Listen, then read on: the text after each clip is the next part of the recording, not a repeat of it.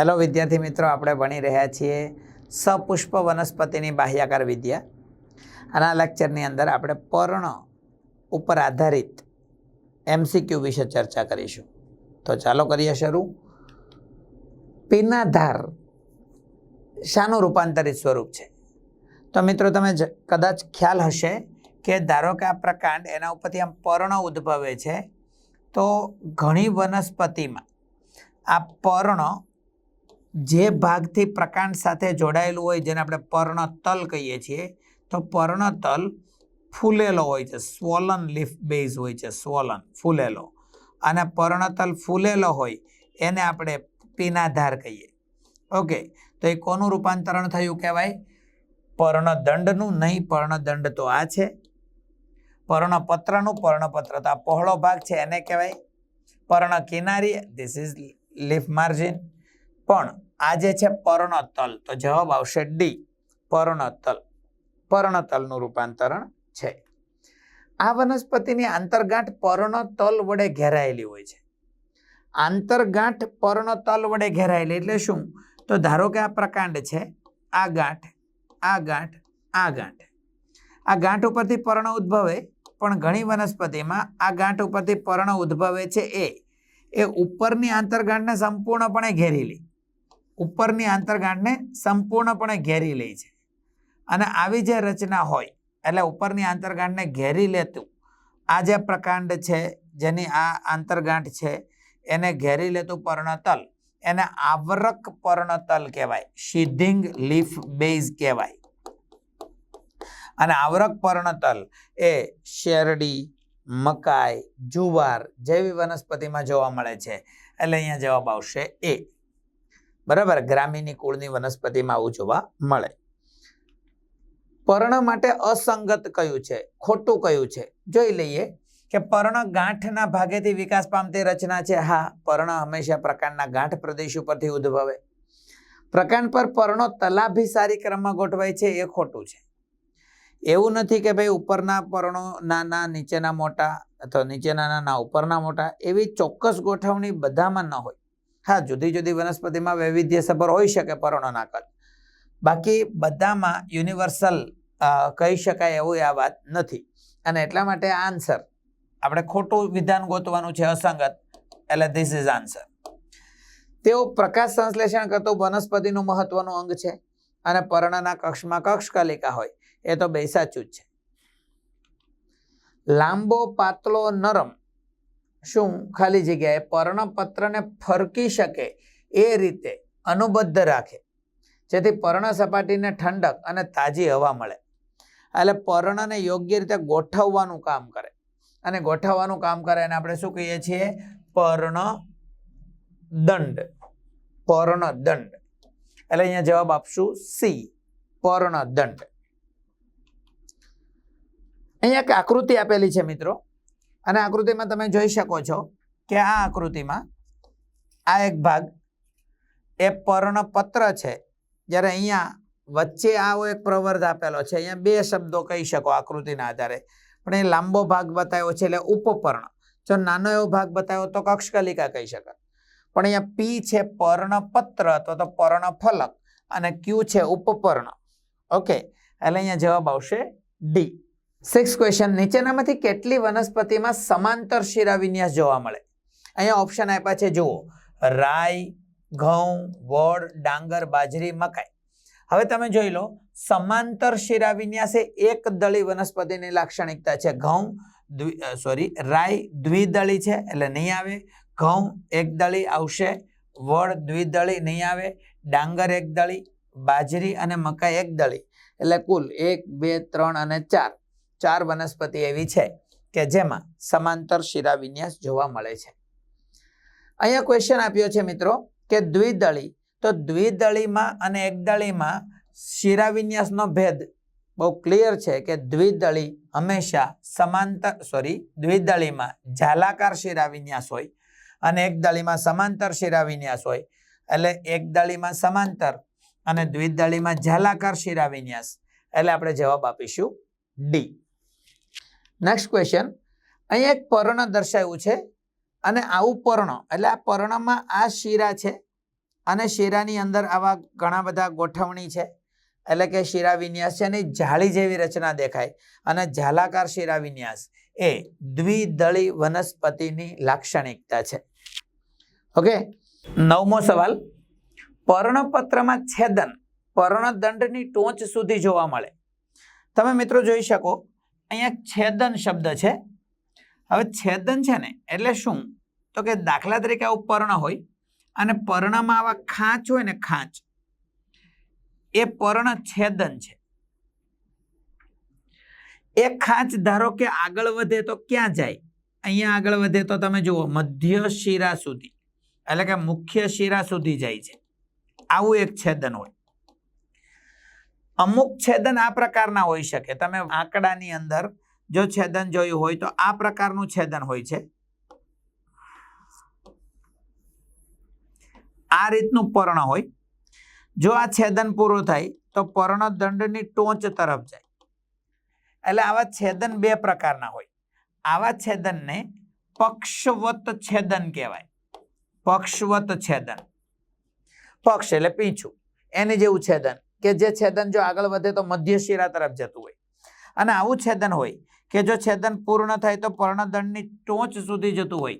એવા છેદનને પાણીવત છેદન કહેવાય. પાણી એટલે હાથનો પંજો, એના જેવું છેદન. એટલે જો પક્ષવત છેદન પૂર્ણ થાય તો શું થાય, તો કે પર્ણ સંયુક્ત પર્ણમાં ફેરવાઈ જાય. પણ આવું સંયુક્ત પર્ણ બને એ પીંછાકાર સંયુક્ત પર્ણ બને. અને પર્ણ છેદન જો પર્ણદંડની ટોચ સુધી જાય તો આ મુજબ પર્ણદંડની ટોચે બધી પર્ણિકાઓ ગોઠવાયેલા હોય તો આને આપણે કહેવાય પંજાકાર સંયુક્ત પર્ણ. પક્ષવત છેદન પૂર્ણ થતા પીંછાકાર સંયુક્ત પર્ણ બને અને પાણીવત છેદન પૂર્ણ થતા પંજાકાર સંયુક્ત પર્ણ બને. અહીંયા જવાબ આપશે બી, પંજાકાર સંયુક્ત પર્ણ. આ પ્રકારના પર્ણમાં બધી જ પર્ણિકાઓ એક જ બિંદુ સાથે જોડાયેલી હોય. મિત્રો હમણાં જ મેં તમને સમજાવ્યું કે આ પર્ણદંડની ટોચ પર્ણ છેદન પૂર્ણ થાય તો પર્ણપત્ર ઘણી બધી પર્ણિકાઓમાં વહેંચાઈ જાય. એટલે બધી જ પર્ણિકા જો એક જ જગ્યાએ જોડાયેલી હોય તો આ પ્રકારના સંયુક્ત પર્ણને આપણે શું કહીશું, પંજાકાર સંયુક્ત પર્ણ. પીંછાકાર સંયુક્ત પર્ણમાં ધરી ઉપર પર્ણિકાઓ ગોઠવાયેલી હોય. આવી ધરી ઉપર પર્ણિકા ગોઠવાયેલી હોય તો એને આપણે કહેવાય પીંછાકાર સંયુક્ત પર્ણ. અહીંયા પર્ણિકા એક જ બિંદુ સાથે જોડાયેલી બતાવ્યું એટલે અહીંયા જવાબ આપીશું પંજાકાર સંયુક્ત પર્ણ. પી અને ક્યુ, અહીંયા એ ફરીથી એ જ આકૃતિ છે મિત્રો કે આ મધ્ય શિરા હતી એક સમયે, પર્ણ છેદન પૂર્ણ થયું તો આ મધ્ય ધરી એની ઉપર બધી પર્ણિકાઓ ગોઠવાયેલી છે. એટલે આ પીંછાકાર સંયુક્ત પર્ણ છે. જ્યારે અહીંયા પર્ણદંડની ટોચે બધી પર્ણિકાઓ ગોઠવાયેલી છે એટલે આ પંજાકાર સંયુક્ત પર્ણ છે. એટલે પીંછાકાર અને પંજાકાર, પીંછાકારને પક્ષવત પણ કહેવાય.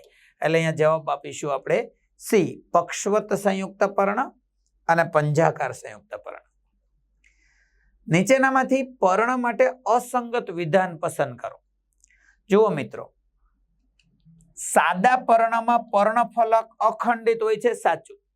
કારણ કે પર્ણફલક હા છેદન હોય પણ છેદન ઓછું કે વધારે હોય પણ સંપૂર્ણ હોતું નથી. એટલે કેવું થયું, પર્ણ અખંડિત થઈ ગયું. એટલે અખંડિત હોય છે. This is right.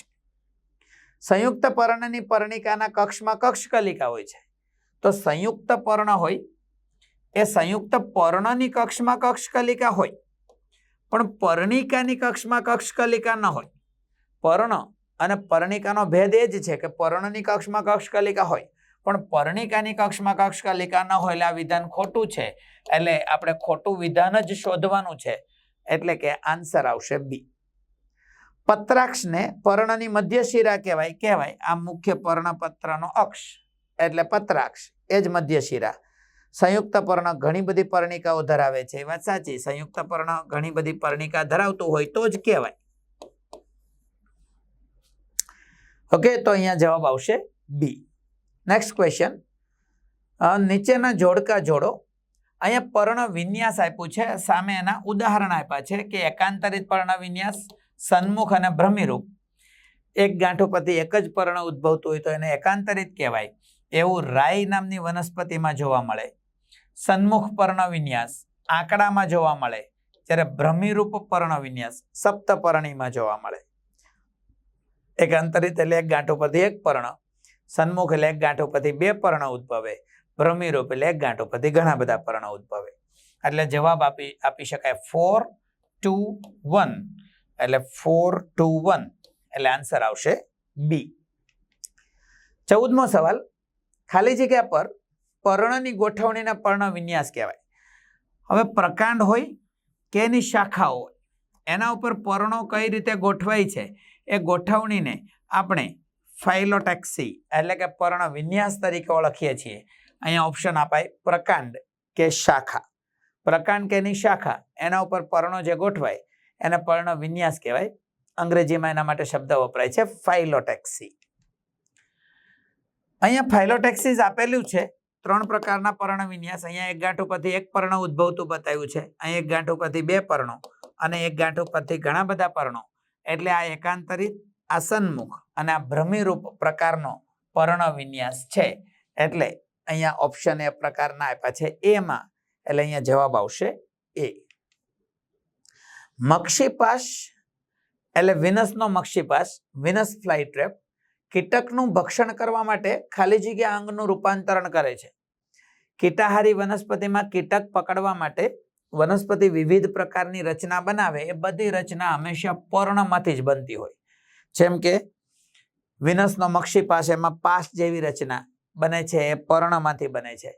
કળશ પર્ણ એટલે કે નિપેન્થસ, એની અંદર કળશ જેવી રચના એ પણ પર્ણમાંથી બને છે. નીચેનામાંથી યોગ્ય વિકલ્પ પસંદ કરો. આપણે જોવાનું છે સૂત્ર વટાણા પર્ણો, એટલે એકમાં એક ઉદાહરણ આપ્યું છે, એમાં કોઈ એક અંગ આપ્યું છે અને શેમાં ફેરવાય તો વટાણામાં પર્ણની રચના સૂત્રમાં ફેરવાય. આ વિધાન સાચું છે. જોકે પર્ણિકા ફેરવાય, એટલે બીજા બધા સાચા હશે તો આપણે અહીંયા પાછું જોવા આવીશું. પણ પર્ણિકા સૂત્રમાં ફેરવાય, પર્ણિકા પર્ણનો જ એક ભાગ છે. એટલે આ વાત સાચી છે કે આરોહણ માટે વટાણામાં પર્ણિકાનું સૂત્રમાં રૂપાંતરણ થાય છે. ફાફડા થોરમાં પ્રકાશ સંશ્લેષણ માટે પર્ણો રૂપાંતરિત છે, નહીં ખોટું. પ્રકાશ સંશ્લેષણ માટે પર્ણ રૂપાંતરિત નથી, પ્રકાંડ રૂપાંતરિત છે. એટલે આ વિધાન ખોટું છે. સૂત્ર દ્રાક્ષ મૂળ, તો હા, દ્રાક્ષમાં સૂત્ર હોય છે પણ એ મૂળમાંથી નથી બનતું, એ કક્ષકલિકામાંથી બને છે. એટલે આ વાત પણ સાચી નથી. રાઇઝોફોરામાં શ્વસન છિદ્ર હોય છે પણ એ પ્રકાંડ ઉપર નથી હોતા, શ્વસન મૂળ ઉપર હોય છે. એટલે આ પણ ખોટું છે. એટલે આપણે જવાબ આપીશું એ. ચલો ફરીથી આપણે જોડકા જોડવાના છે. સૂત્ર આરોહણ માટેના રચના તો કેમાં જોવા મળે? વટાણામાં. વટાણામાં પર્ણિકા સૂત્રમાં ફેરવાય છે, આરોહણમાં મદદરૂપ થાય. કંટ, તમને ખબર છે ને મિત્રો, કંટ અને કંટકમાં શું ફરક? કંટક એટલે પ્રકાંડ, એટલે કે અગ્રકલિકા કે કક્ષકલિકામાંથી કાંટો બનતો હોય તો એને કંટક કહેવાય, થોન. અને કંટ પર્ણ કે ઉપર્ણમાંથી કાંટો બનતો હોય તો એને કંટ કહેવાય, સ્પાઇન. તો કંટ થોરમાં જોવા મળે છે. ખોરાક સંગ્રહ, ડુંગળી અને લસણમાં ખોરાક સંગ્રહ માટેના પર્ણના રૂપાંતરણ હોય. અને પર્ણ દંડ દ્વારા પ્રકાશ સંશ્લેષણ થાય છે ઓસ્ટ્રેલિયન અકેશિયામાં, ઓસ્ટ્રેલિયન બાવળમાં. કળશ પર્ણ અને મક્ષિપાશ એ તો કીટ ભક્ષણ માટેના રૂપાંતરણ છે, જે અહીંયા આપેલા નથી. એટલે અહીંયા જવાબ આપી શકાય, જુઓ 5, પછી આની સામે 3, ખોરાક સંગ્રહ એટલે 1 અને 4, એટલે 5, 3, 1, 4 એવું આપેલું છે ફર્સ્ટમાં. 5, 3, 1, 4. અહીંયા ટી આપ્યું જ નથી, એટલે આપણે એ જોઈશું નહીં. અને 19મો સવાલ, આપેલ નીચે કઈ વનસ્પતિનું પર્ણ આપેલ છે? તો અહીંયાથી આપણે આમ જોવા જઈએ તો એક આ પર્ણ ની આ ધરી છે, અહીંયા પર્ણિકાઓ છે અને અહીંયાથી સૂત્ર બતાવ્યા છે, આવા સૂત્ર. એનો મતલબ કે પર્ણિકાનું સૂત્રમાં રૂપાંતરણ બતાવ્યું છે. એટલે અહીંયા જવાબ આપવો જોઈએ વટાણા, કારણ કે વટાણામાં પર્ણિકા સૂત્રમાં ફેરવાય. કોળું અને દ્રાક્ષ, તો કોળામાં દ્રાક્ષમાં શું હોય તો કે ભાઈ પર્ણની કક્ષમાં રહેલી કક્ષકલિકામાંથી જો સૂત્ર બતાવ્યા હોત તો આપણે એ જવાબ આપત. એટલે અહીંયા જવાબ આપીશું આપણે સી, વટાણા. ઓકે મિત્રો, તો આ બધા પર્ણ એ ટોપિક સાથે સંકળાયેલા MCQ હતા. આશા રાખીએ કે આ બધા MCQ ઉપરથી તમને પર્ણ વિશેની થિયરીના કોન્સેપ્ટ ક્લિયર થયા હશે. Okay, thank you very much.